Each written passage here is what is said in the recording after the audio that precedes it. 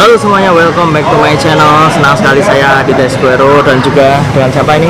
Pandu. Dengan Pandu alias Mr. Hansel yang kemarin juga satu tim dengan kita di ekspedisi Gunung Lawu 3265 mdpl dan salah satu anggota Mapala juga, magician pecinta alam. Ya, betul ya.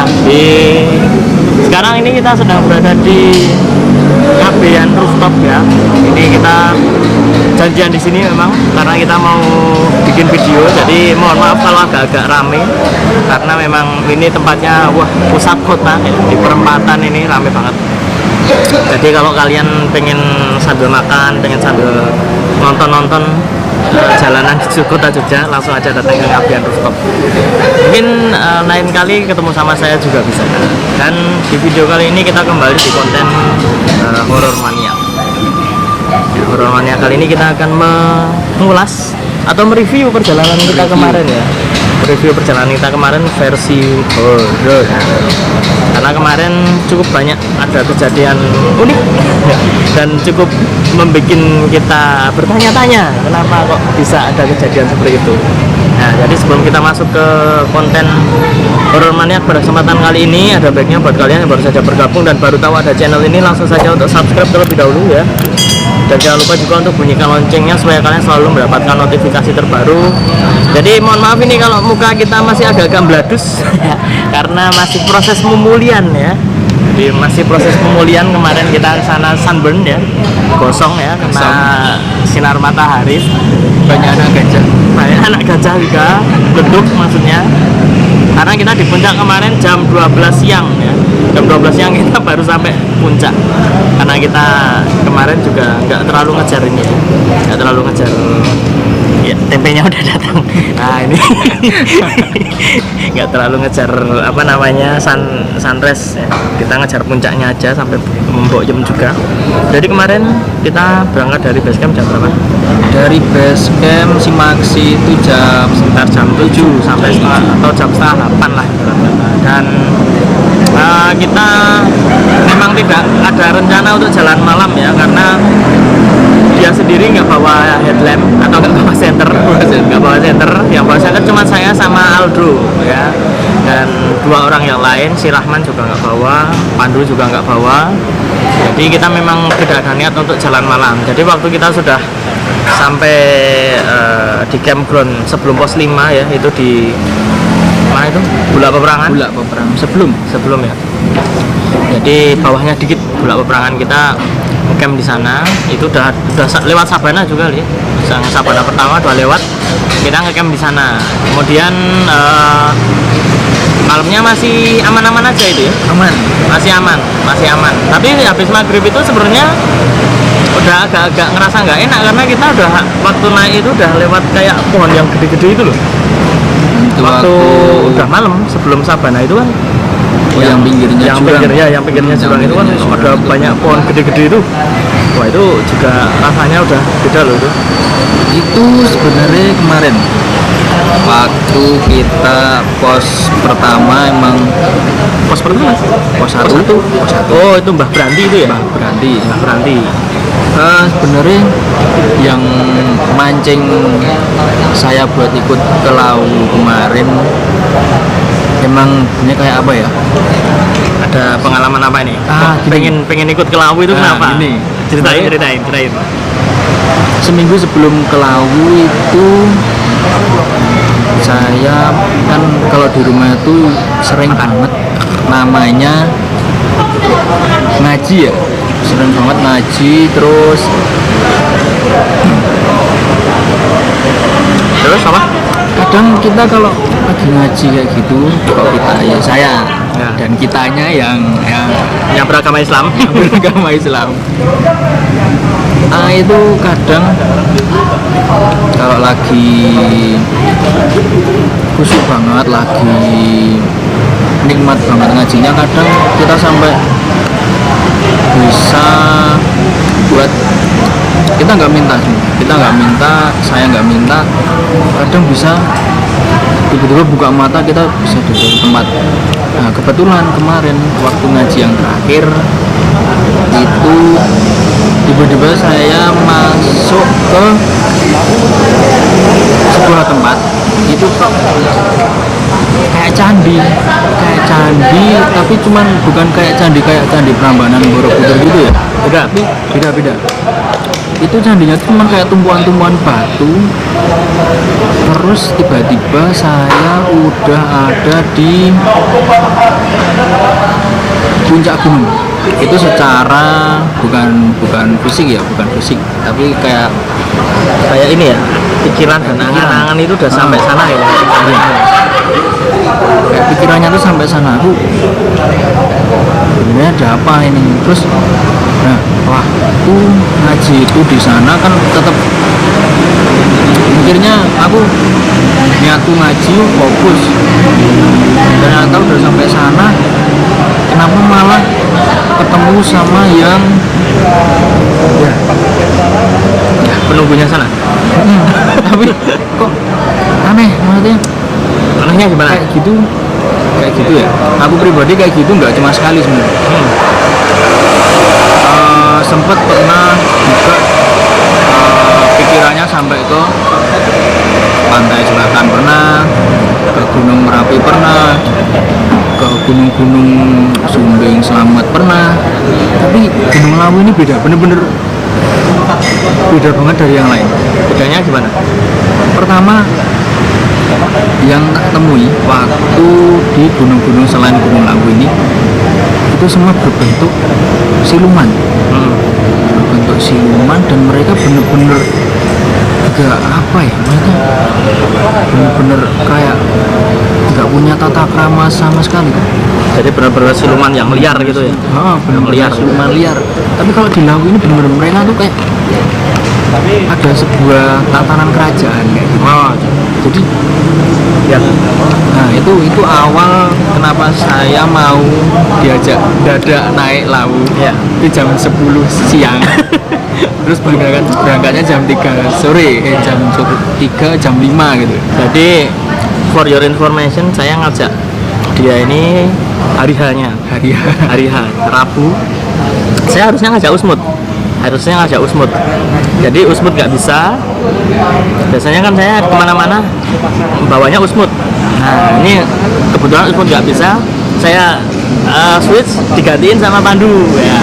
Kebetulan sama-sama punya kemampuan. Jadi ya kalau Usmud lebih ke Islamik karena dia ustadz ya. Nah kalau ini juga Islamik tapi lebih condong ke ini ya, ke kejawennya ya, hampir seperti saya. Tapi kalau saya kan kafir. Itu kemarin langsung mendadak saya WA dia dan ternyata bisa. Jadi langsung aja kita berangkat. Kemudian dia sempat cerita ternyata memang ada sesuatu dari Lawu yang menggelitik dia untuk ikut. Nah jadi pas banget ini, saya juga nyari, dia juga nyari. Nah, akhirnya hari Rabu kita naik ke Lawu. Hari Rabu kita menuju ke base camp Lawu Barokah via Cemoro Sewu. Via Candi Cetro, sorry. Dan mungkin kamu yang dilihat itu Candi Cetro mungkin pas kamu ngaji itu, atau mungkin Candi Keteknya. Candi Ketek ya. Karena lihat visualnya ternyata itu Candi Ketek. Waktu itu kan kita lewat Candi Cetro kan kita lewat itu ya, lewat Candi Ketek juga ya. Lewat samping Candi Ketek kita nggak masuk, tapi itu udah kelihatan Candi Keteknya kayak gimana. Memang modelnya batu-batu yang berbeda dari candi-candi yang pada umumnya yang sering kita temui seperti Candi Prambanan, Candi Borobudur, Candi Mendut, Candi Kalasan itu beda. Jadi Candi Ketek itu kayaknya malah lebih tua dari ini ya, dari Candi Borobudur kemungkinan seperti itu. Dari arsitekturnya, nah, dari segi arsitekturnya sama batunya juga itu beda.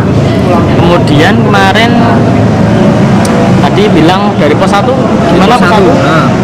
Mbak Branti itu apa? Mbak Branti. Nah, dari pos 1 itu sebenarnya udah kerasa banget kok kayak diawasi, tapi pengawasnya tuh nggak bikin merinding. Apa ya, cuman lebih kita enak aja sebenarnya. Enak aja, lebih ke enak ya. Kayak enak diawasi. Ya kita beda lah.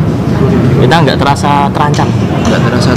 Tapi terus di lebih sip lagi atau lebih dapat lagi waktu kita di pos 2. Pos 2, Pos 2. Karena itu kita udah punya bayangan sendiri-sendiri tentang pohon yang besar itu. Yang pohon yang dikeramatkan konon katanya pohon yang dikeramatkan. Dan untuk teman-teman ketahui kita naik itu hari Kamis dan itu pas malam Jumat Kliwon. Dan itu kita di pos 2 itu siang ya, masih siang ya. Itu di pos 2 kita bertemu dengan pohon yang cukup besar dan konon katanya dikeramatkan, tapi sayangnya pohon itu udah terbakar ya. Tapi masih kokoh, masih besar, masih berdiri dan sangat luar biasa. Dan buat teman-teman ketahui kalau di Lawu itu setiap pos itu pasti ada tempat untuk menaruh sesajen ya. Tempatnya seperti kayak kotak pos itu tapi bolong. Nah itu di dalamnya itu ada buat naruh sajen kayak uang, kayak bunga, terus ada ketupat dan pokoknya ubur ambe seperti itu. Dan kita langsung ke malamnya aja ya. Malamnya. Nah ini malamnya sebenarnya kita tidak terlalu banyak aktivitas karena kita udah capek terus tidur ya. Habis mendirikan tenda saya tidur, ternyata dia sempat makan sempat makan dulu. Dan itu malamnya saya sempat kebangun. Ini pengalaman saya pribadi ya, saya belum cerita sama dia malah. Aku ya Pak. Kamu juga ada? Belum tak ceritain. Belum diceritain? Pas di tenda? Enggak, pas belum. Oh belum. Nah ini maghrib. Nih, saya punya cerita ini. Jadi itu udah malam, saya kaget keluar, wah ternyata tendanya udah banyak itu. Itu saya mau buang air kecil, terus saya nyari semak-semak gitu. Jadi saya itu waktu itu merasa di sekeliling saya itu kayak rame. Padahal itu kita dikelilingi padang sabana, kemudian ada pohon pinus itu kayak rame. Jadi kayak diawasi gitu juga, kayak diawasi. Dan saat itu cara mengawasinya seperti agak ada ancaman, seperti hawanya itu seperti mengancam, mengintai seperti itu. Nah, dan jarang-jarang loh saya agak ngeper, dan di Lawu itu saya cukup ngeper waktu itu. Jadi waktu buang air terus balik ya udah, biasanya kalau saya udah sempat keluar ya paling tengok-tengok terus keliling-keliling, lihat-lihat sekeliling. Waktu itu kayak nggak berani gitu loh, nggak berani lama-lama di luar. Padahal ya udara nggak terlalu cukup dingin. Udah selesai terus saya masuk lagi, tidur lagi. Jadi waktu itu kerasa kayak ada yang ngawasi, tapi berbeda dari waktu pos 1 sampai atas itu. Dan malamnya itu saya kebangun, waktu itu ya itu kerasa kayak ada yang ngawasi. Kamu gimana? Nah, kalau kemarin sebelum pos 5, sebelum bulan peperangan, Berarti udah malam itu ya? hampir maghrib. Oh maghrib. Maghrib itu sempat kita diselip, setauku kita tuh diselip 3 orang, jalannya satu-satu. Tapi itu kan satu rombongan sebenarnya. Enggak ternyata Pak. Enggak loh. Itu orang pertama nyelip sendiri pakai senter. Belum pakai senter. Yang bawa tenda. Yang bawa tenda. Tak tanya, belum tak tanya, dia langsung bablas. Langsung pergi. Yang kedua nyelip lagi satu. Dia break kan pas itu. Tak tanya, Mas, rombongannya yang di depan tadi bukan Mas, beda. Saya sendiri. Iya. Ada teman di mana? Cedera Mas, di bawah. Oh iya. Terus akhirnya naik. Nah, tak kira cuma 2. Terus di belakangnya si Purnya Pak Adit ya, kemarin ya. Kan aku depan sendiri itu waktu mau ke pos 5. Sebelum maghrib, sebelum pakai senter. Iya. Di belakang Mas Adit masih ada. Oh tak teriakin, Mas, kalau keburu gelap mau diriin tenda mending duluan aja, ini masih pada mau break. Tapi kok Pak Adit posisi masih jauh. Oh iya, aku sempat jalannya sempat pelan itu. Kok kayaknya nggak kedengeran. Terus aku nyuruh Aldo, itu kalau mau ke depan duluan disuruh depan aja. Ora Pak. Ora apa Pak. Ora ono lho. Kok aku malah bingung, kok nggak ada. tak lihat tuh ada, tak lihat ada. Orangnya pakai senter nggak? Pakai senter. Pakai senter. Nggak ada. Loh, kok nggak ada lah? Lah itu kok. Terus aku langsung Aldo bilang nggak ada, ya udah. Wah ya wes, nggak jadi ya udah. Tapi waktu aku agak jauh itu, aku tuh lagi ngapain ya pas itu ya? Pokoknya sempet aku memang agak jauh waktu itu, tapi nggak terlalu jauh banget. Jalan Landem belok itu kan Pak. Oh. Nah itu. Waktu itu memang aku agak jauh, karena sempet ngobrol. Aku waktu itu sempet ngobrol sama orang. Terus orangnya duluan, makanya aku jalannya agak pelan. Dia tak suruh duluan aja mas. Saya lagi santai gitu. Udah, yang orang ke nomor 2 yang itu ya, yang kamu cerita tadi itu loh. Yang nge-break. Udah, dia duluan. Karena aku agak lama karena ngobrol sama orang itu. Nah, waktu dia maju, aku udah jalan lagi. Memang waktu itu aku ngerasa ada orang di belakangku. Serius. Aku ngerasa ada orang di belakangku. Dan aku sempet kepikiran sama kamu. Waktu itu aku suruh duluan nggak apa-apa. Karena aku waktu itu belum pakai senter. Jadi aku nyuruh duluan, kalau dia pakai senter kan aku bisa ngikutin dari belakang. Dan ternyata malah nggak ada orang ternyata. Ternyata bukan orang.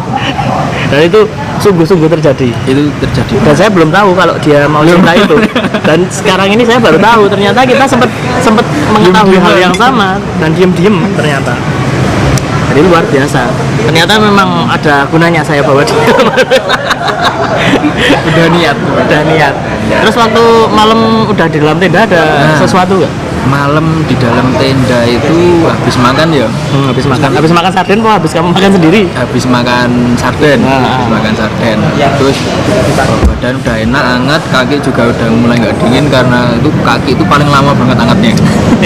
Di sleeping bag tetap nggak hangat. Itu udah enak, nyaman tidurnya. Terus nyoba tidur tapi tidurnya nggak tidur apa ya? Cuman tidur. Itu ya gelisah gitu ya. Kesak kesik lah ibaratnya bahasa Jawa nih. Terus kok ada bisian, sempat ada bisian kalau bilang gini, jadi datang ke sini Thomas, kan itu pakai bahasa Jawa, sido dolan rene sowan rene tenan Thomas, yang artinya jadi main ke sini beneran Thomas itu cewek apa cowok? Itu suaranya cowok paruh baya. Itu sempat diliatin, itu memang bapak-bapak, jadi paruh baya. Jadi terus tiba-tiba terus balik lagi ke pengalaman spiritual lagi, terus masuk ke alam mereka. Sempat masuk ke alam mereka tapi kayaknya bentar banget, soalnya cuma dilihatin kayak ini loh yang udah nunggu tuh, ini loh orang-orang yang udah nunggu kamu di sini. Ayo ngaji meneh, ayo diajari ngaji meneh, ayo ngaji lagi yuk sama kita yuk gitu. Berarti diajakin ngaji ya. Berarti apa ya? Istilahnya itu aura-aura positif ya. Aura positif ya. Emang dari awal kenapa mau ke situ, akunya mau ke situ ke Lawu, emang awalnya emang perjalanan spiritualnya emang aku ke situ buat ngaji gitu. Tapi waktu sampai Lawu udah terasa ya enaknya. Enak banget. Di Lawu tuh kok nyaman banget. Dan kita nggak terasa jalan itu tiba-tiba udah malam aja ini. Udah malam aja ini, nggak terasa loh. Udah ternyata kita jalannya udah hampir seharian. Terus malam lewat.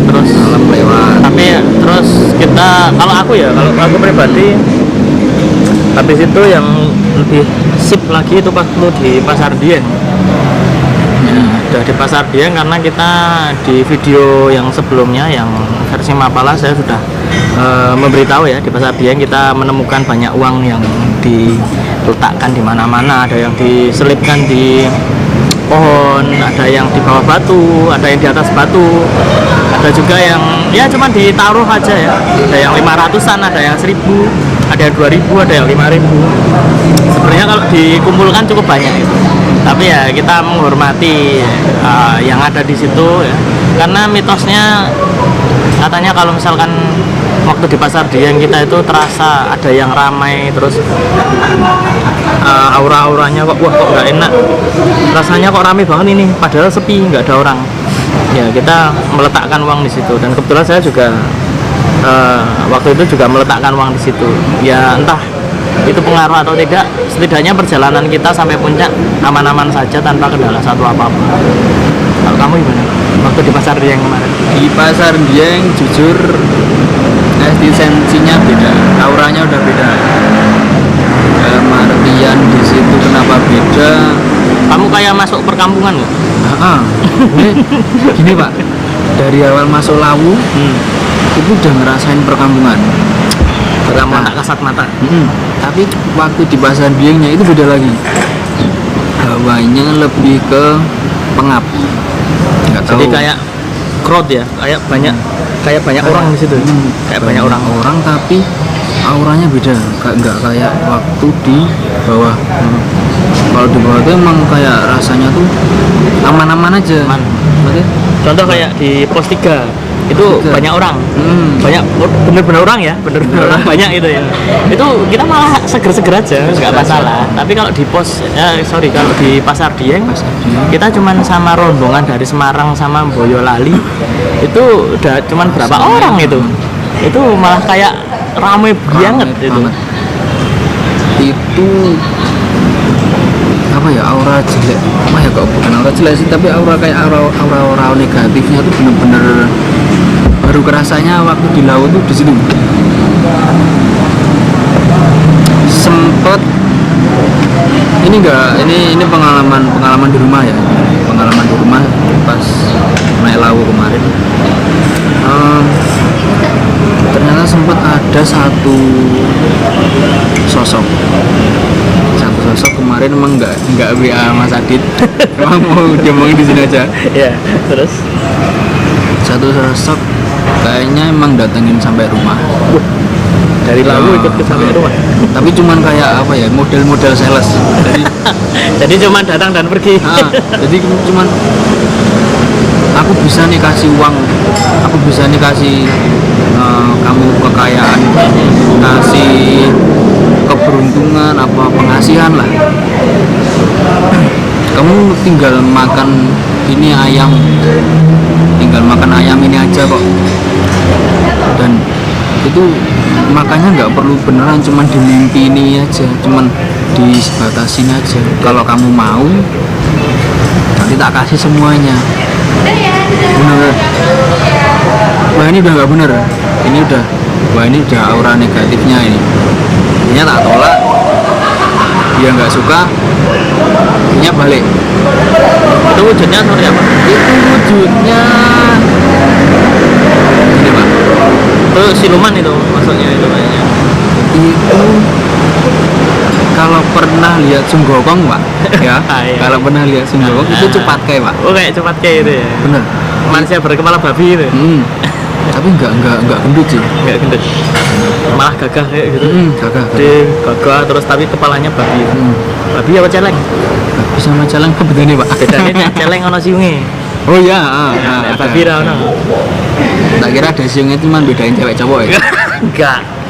Ya, terus itu akhirnya aku bilang sama bapak ibu, karena bapak ibu juga tahu sepak terjangku juga. Wah luar biasa. Terus akhirnya bapak ibu bilang ya udah, kalau syukur nggak diambil, itu kan kayak gitu pesugihan. ya Emang Lawu juga dari dulu terkenalnya kayak gitu. Terkenal ada orang-orang yang banyak mencari jalan pintas untuk dalam tanda kutip menuju kesuksesan dan kepuasan hidup. Itu dari Pasar Dieng, kemudian kita naik puncak. Ya puncak biasa aja, karena kita udah seperti puas ya, menang itu, kita udah sampai puncak, kosong nggak masalah, udah sampai puncak. Ya terus kita turun, dan ini ada kejadian yang tidak kita harapkan, karena salah satu dari tim kita yaitu Aldo itu kecapean, terus juga agak cedera. Jadi kita harusnya itu sebelum malam kita rencana itu udah bisa sampai pos 2 atau pos 1 gitu ya. Jadi kita kalau bisa nggak terlalu jalannya nggak terlalu malam banget. Ternyata kita harus jalannya sampai malam. Itu kita dibagi jadi 2 bagian. Saya sama Hansel turun dulu karena kita harus laporan supaya kita tidak disangka hilang. Dan Rahman sama Aldo ngecamp lagi di pos 2. Nah, di pos 2 ini ada cerita yang menarik dari Aldo. Saya sudah wawancara dengan dia. Kita simak saja ini videonya seperti ini.